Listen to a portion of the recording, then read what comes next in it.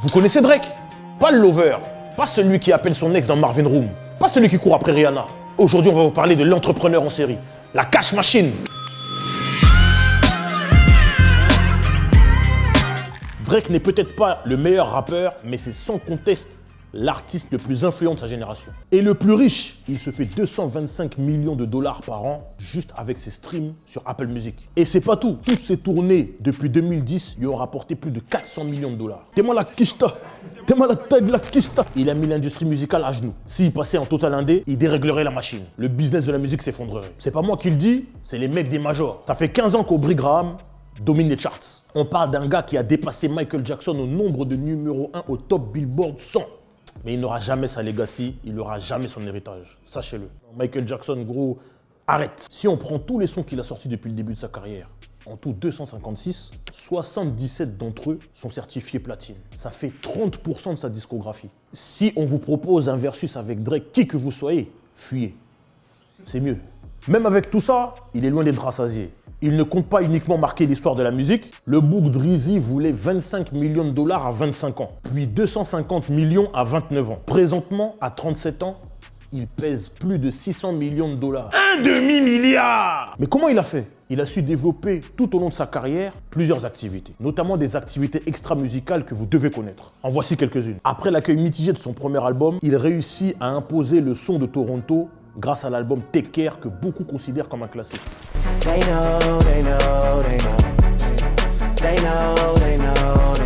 Classique, hein? En tout cas, c'est un énorme succès critique et commercial. Et c'est à partir de là qu'il va créer OVO Sound. October Very Own, son label fondé en 2012 avec Noah Shebib aka 40 et Oliver Ketib que l'on voit dans le clip Started from the Bottom.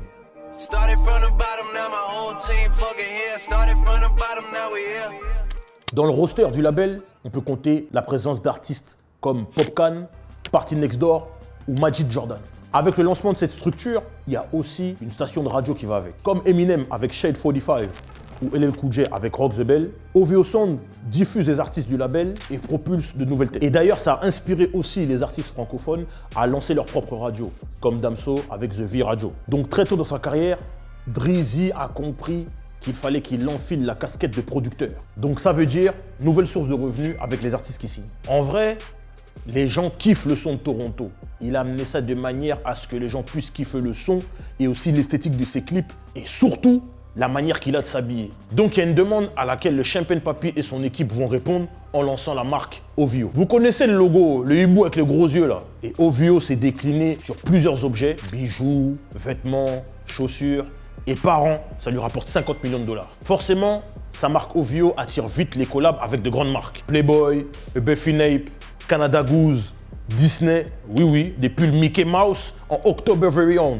Même les grandes ligues vont s'y intéresser. La Ligue de football des États-Unis, la MLS, la NFL et la NBA aussi. Mais on y reviendra. Il a collaboré avec plein de marques, mais il a un objectif. La marque avec laquelle il veut bosser absolument, c'est Nike. Et ça va se faire au fur et à mesure, petit à petit. D'abord avec des collabs sneakers et après avec des collabs textiles. Pour les collaborations sneakers, Drake a exclusivement travaillé avec Nike, le groupe Nike. Vous allez comprendre. Dans le clip Laugh Now, Cry Later, il est carrément au siège mondial Nike à Beaverton dans l'Oregon. On peut y voir le basketteur sponsorisé par la marque au swoosh, Kevin Durant. On vous a dit, il bosse avec Nike, le groupe. Et dans le groupe, il y a Jordan Brand, la marque Jordan. Il a bossé avec eux pour développer plusieurs paires, des modèles rétro qui va signer de 3 lettres, OVO. Il n'a pas chômé en termes de sneakers. Il y a eu la Jordan 8 OVO, la Jordan 10 OVO Black and White, Jordan 11 Gold OVO et la Jordan 12 OVO. Mais l'une des paires qui a fait le plus parler chez Nike, c'est la Air Force One Certified Loverboy. C'est la paire qui est sortie en septembre 2021, en même temps que son album qui porte le même nom. Tout ça se passe jusqu'en 2020, où là, c'est la consécration pour lui.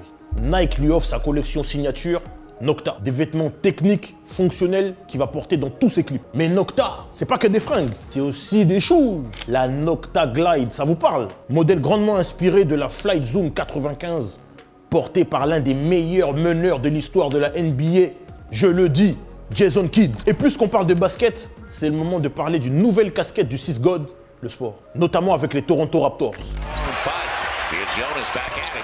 Il devient l'ambassadeur de la franchise à partir de la saison 2013-2014. Et comme par hasard, il arrive, ils vont en play-off durant 7 années consécutives. Et en 2019, il gagne le trophée Larry O'Brien. Ils deviennent champions NBA. Par rapport à son association avec les Raptors, il y a une paire spéciale qui sort, la Jordan 4 Raptors. Et c'est la dernière collab en date avec Jordan Brand. Parce qu'après ça, il est censé rejoindre Adidas. Mais Pusha T est passé par là. Pour ceux qui savent et pour ceux qui savent pas, on va vous le dire.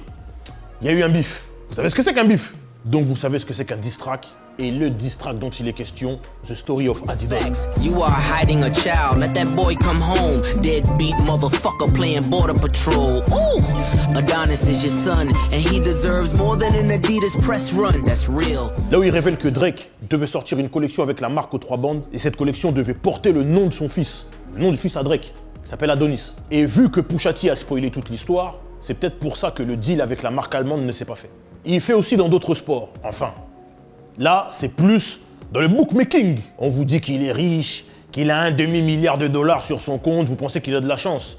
En vrai, il a la poisse dans ce domaine-là. Malgré ça, il a toujours la faculté à tout tourner à son avantage. Il est ambassadeur d'un site de paris sportifs en ligne, steak.com. Beef, steak, vous avez compris. On sait qu'il a la poisse lorsqu'il parie, mais il arrive à se refaire. Parce que lorsqu'il diffuse ça sur ses réseaux, il arrive à gagner 100 millions de dollars par an. Et tout ça, ça contribue à casser son image de nice guy. Vous voyez le book de Degrassi là? Ou même le book qui appelle Kiki, do you love? Allez, et les business dont je vais vous parler maintenant le prouvent. Là, c'est plus les pulls Mickey Mouse. Tout rappeur multimillionnaire se doit d'être dans le business de la tease. Dans l'alcool game. Ça fait partie de la culture. Jay-Z a des parts dans la marque de champagne Armand de Brignac.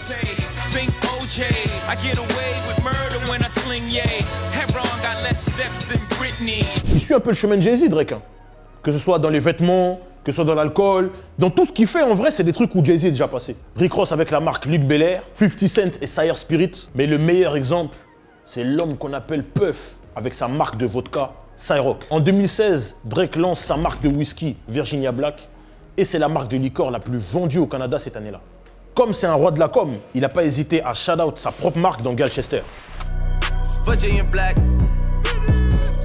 Ou boire au goulot une de ses bouteilles au Billboard Music Awards. C'est un fin stratège, un opportuniste de génie. Vu qu'il a l'habitude de fleurir les bons coups, en 2018, le Canada légalise la marijuana. Et donc, il lance directement sa société More Life Growth, spécialisée dans la vente de produits et accessoires liés à la consommation de weed et de CBD. Mais tout ce dont on vous a parlé, c'est du bonus. La vraie richesse de Drake, c'est le soft power. Il a assez de cash pour être exactement là où il faut et là où il veut être par rapport à son influence. Et c'est pour ça qu'il a aussi investi dans le divertissement. En 2017, il crée la société de production Dream Crew. Ça lui permet de produire des films, séries, documentaires, etc. D'ailleurs, il a produit un documentaire sur Vince Carter, qui a joué aux Toronto Raptors, et ça en totale collaboration avec la boîte de prod de LeBron James. Donc il se fait vraiment des kiffs. Lorsqu'il apprend qu'une des séries qu'il aime le plus est sur le point de s'arrêter, il décide de réinvestir dessus. La série dont on parle, c'est Top Boy. Et pour ce faire, il va parler lui-même à Ashley Walters, qui est le personnage principal de la série, Duchesne. Il va produire la série, ne jouera aucun rôle, ne sera même pas dans le casting, mais il contribuera au succès du projet. Mais le vrai coup de génie, c'est Euphoria.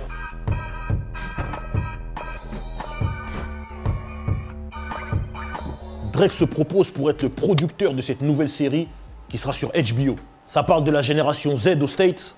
Ça navigue entre sexe, alcool et drogue. Il est le producteur exécutif et de ce fait, très impliqué dans la série. Il participe même aux sessions de lecture de script pour la saison 2. Mais qu'est-ce qu'un grand garçon de 35 ans a à voir avec la génération Z des States? Oui, certes, il a joué dans Degrassi, il connaît le métier, il fait pas semblant. Mais surtout, c'est l'une des critiques qui lui est régulièrement faite, il fait tout pour séduire les jeunes. Donc quand il se retrouve sur un projet comme Euphoria, c'est pas par hasard, ça fait partie de sa stratégie. Série HBO trash qui va faire polémique. Il sait que dès qu'on va parler de la série, que ce soit dans les médias ou autres, son nom va y être accolé. Il est investi à 100%. Il met l'argent sur la bleuta. Il est investi dans les castings. Bref, il fait le taf. Et derrière, ça fait un tabac. Pire qu'un buraliste. Euphoria remporte plein de prix, dont un Golden Globe pour Zendaya, dont la carrière a explosé depuis. Zendaya, Euphoria.